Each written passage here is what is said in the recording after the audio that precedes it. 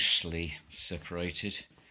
It took about an hour and a quarter of sitting on the floor, getting very sticky, painty fingers, and they're going to stay there now till Monday morning, and they'll all need peeling off the polythene, but hopefully they won't stick together too much, fingers crossed. Well, it's July 2021, and the episodes I was editing and uploading this morning were still from 2019. So I shot a lot less video footage in 2020, but there's still quite a long way to go. And this has been under this plastic sheet, even though I've been making bricks and things. This has been under its sheet for 9 months now, so this is the first time I've been working on the actual model, and yeah, I've almost forgotten what it looks like.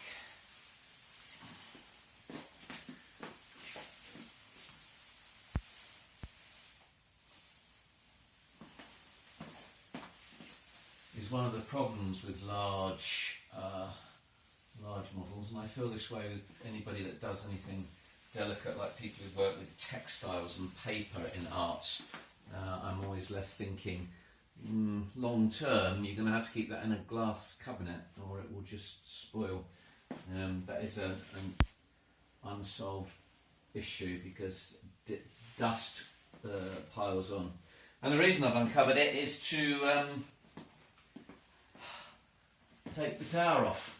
No point putting the top part on to see what it looks like. I have to move it. I have now got to rip this tower away from its base, see if I can perhaps not do too much damage to the rubbish heap there and the little elements around. Just going to see if it will rip off, and it won't. I've done a good solid job of sticking that in place. So in order to remove it, I'm going to have to go at it with the trusty hook bladed knife.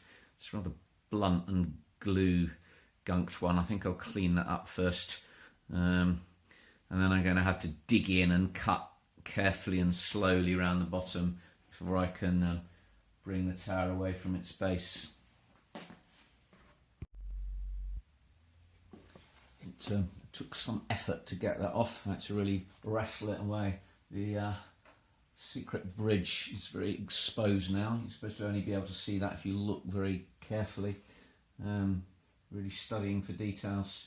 And a lot of the tree, the ivy that was growing up the side there, obviously was too stuck on to come off cleanly. So it's going to be an extra task, but there it is. Now the idea is to save that area on and reuse the area of the back that is not visible, to cut down the number of bricks I'm using. We shall see if it works or if I regret it. I've cut up the tower, and I've left these two bits in place temporarily just to try to keep that curve as correct as possible while I start putting the bricks on. And I bought things like that to try and think about how to apply the mortar fairly consistently, but that turned out to be no good. It's just too difficult to fill, even though that actually cost me some money.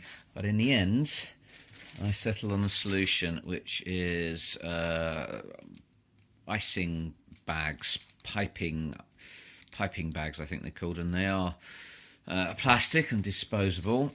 But I couldn't think of another way of doing it, and what it does allow me to do is to get the material in there, which is this lightweight filler with this ivory coloured acrylic paint mixed in. and it is allowing me to, that's not gone dry now, just to apply the, I can't do it, it's very hard one-handed, but it allows me to apply quite delicate amounts of mortar in between. The bottom layer for the very first layer is actually just the styro glue, but it's working, I think. So this is where we are. I'm trying to do a bit on it each day, and it's good things, bad things. You can see immediately that this is just so much more satisfying visually than this, and they're big and they're rather out of scale. They'd be massive blocks that would need sort of lifting into place, and the mortar needs more tidying up and dulling down with a wash. But I love the look of it. I left these bits in to give that back curve that I'm going to keep its right shape, but it's still gone rather more wrong. That's a bit of a corner there rather than a curve, and this bit started to go a bit flat.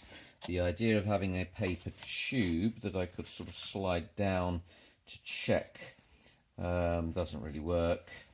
I'm going to have to make an internal paper tube, not a stiff tube, because I don't want it to be perfectly cylindrical. I want to allow it to go a little bit wibbly-wobbly as I build, but I'm not deliberately trying to construct it with wibbly-wobbly, because that always looks exaggerated and false.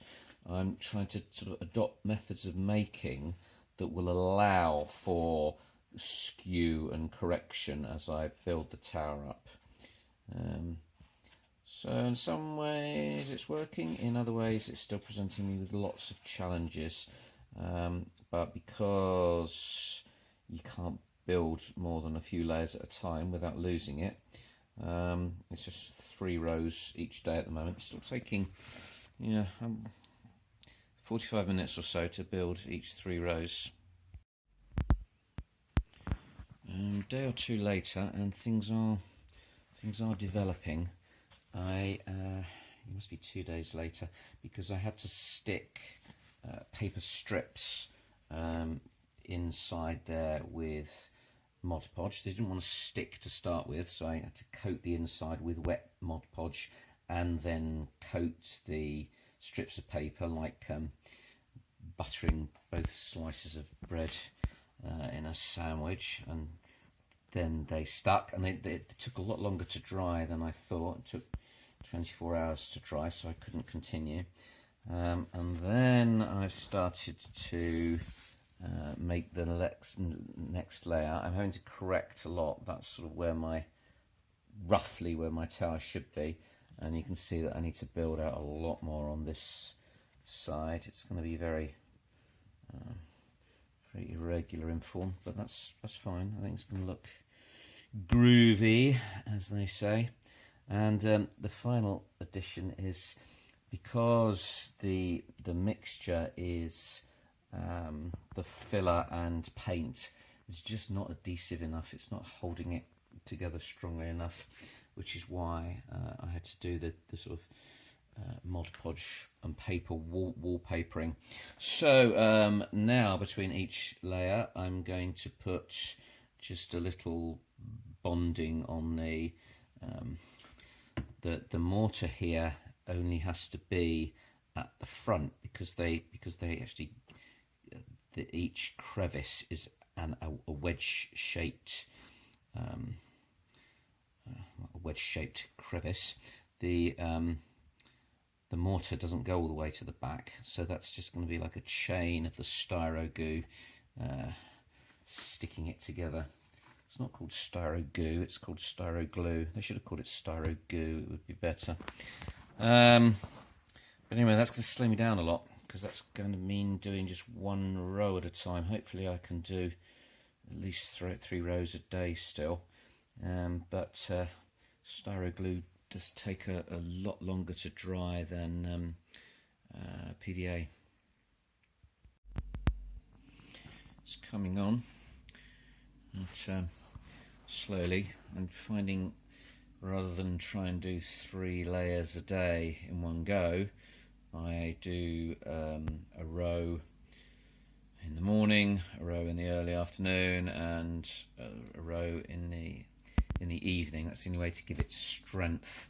And when I finish each row, I put dob of PVA glue in there. It's reached the stage now where it's ready for another layer of reinforcement on the inside, basically painting the inside with the Mod Podge, and then a strip of this with Mod Podge to give it that strange setup where the wallpaper is stronger than the walls. And then one of these discs that I'm using for measuring will be trimmed down and glued in to make the next sort of rib to give it strength. But it's got a long way to go. When you think that this detachable bit of the tower, that's 2/5 of the height of the overall tower. So I think I've completed about 1/5. Slow progress. Yesterday was a fiddly day. I couldn't do 3 layers. I did, I think, just 1 layer, and then in 2 stages glued that platform on. That's actually the magnetic platform, and it's going to need repainting. But I, whatever figure I said in that last clip or clip before last about the ratio was incorrect, 'cause that's actually 13 inches. It's 34 inches, the whole thing, to the bottom of the roof, and that's 13 inches of progress. So it's actually over 1/3 of the way. But I have now got to do all the way round. My bit that enabled me to cheat is now past. It's terribly wonky. It is happening. Got to keep cracking on, and just remember that a journey of 1,000 miles begins with a single step. It's been a whole month since the last clip, and so that's probably actually 4 weeks, working 5 days a week, trying to do 3 days a week. But there's been times when I had to stop, run out of Mod Podge, or needed to reinforce the insides. But I've just done the final row of bricks. What remains to be done is we'll slap a bit of black paint on the inside, because you can see that stripy blue kitchen roll wallpaper, and then the roof has got to be cut off, reattached, and then there is picking away bits of excess mortar, painting little bits of chipped brick, repainting these reds that are different, putting on some mosses and algaes, and giving it some washes of basically dirty paint water to soften up, knock back the brightness of that mortar. It's been long and hard doing all those rows, and it won't even support itself yet. But I've gone through hating it. I think, finally got an opportunity to exhibit in October. It's mid-August, so I've got to stop it now. And I hope someone loves it when they see it. Very close to the end now. I've said that many times. And while the kettle's boiling, I'll just tell you that when I was vacuuming, there's a bit of the foot of the Quiet Woman effigy and the sign, and it nearly went up the vacuum cleaner.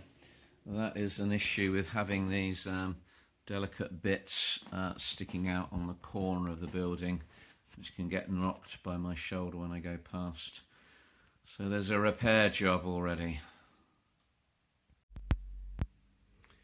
It's virtually finished. The excess bits of mortar have been picked off, and the places where mortar has crept over the brickwork itself has been touched up with a little bit of paint. But I just thought I'd show you this bit, which is fun.